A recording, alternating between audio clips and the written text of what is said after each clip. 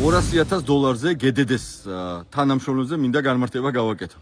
პირველ რიგში ყველა, ვინც არ ესვრის ქართველ ხალხს, იარაღს, ასე ვთქვათ, იმ თვალში არ დაუმიზნებს, გაზის ტყვიას არ ესვრის და გადმოვა ხალხის მხარეს 4 ოქტომბერს დიახ, ჯილდოს სახით მიიღებს $200,000. ყველა ის ადამიანი, მათ შორის GDD-ს თანამშრომელი, პოლიციის მაღალჩინოსანი, ვინც ამხელს ივანიშვილის რეჟიმს და სისტემას და კონკრეტულ მასალებს, მტკიცებულებებს გადმოგცემს ნებისმიერი გზით, რომელიც თუნდაც იქნება საიდუმლო, თუნდაც იქნება წყარო ისეთი, რომ შემდეგ ყველაფერი ჩაივლის, მერე იტყვიან ეს ადამიანები ამ ვიდეოს თუ მტკიცებულების წარმომავლობის შესახებ, დიახ, ისინი მიიღებენ ჯილდოს სახით $200,000 და მარტივი პასუხი უნდა გავცეთ კითხვაზე, საიდან მოგვაქვს ეს ფული.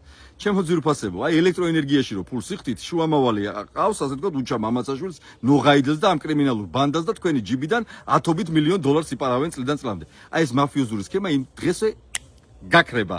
აი $300 მილიონ, რომელიც რკინიგზიდან იპარავენ, ასე ვთქვათ, შუამავალი კომპანია რო გააჩინეს. აი ასე გაქრება ეს კორუფციული სქემა და $300 მილიონ დაბრუნდება ბიუჯეტში.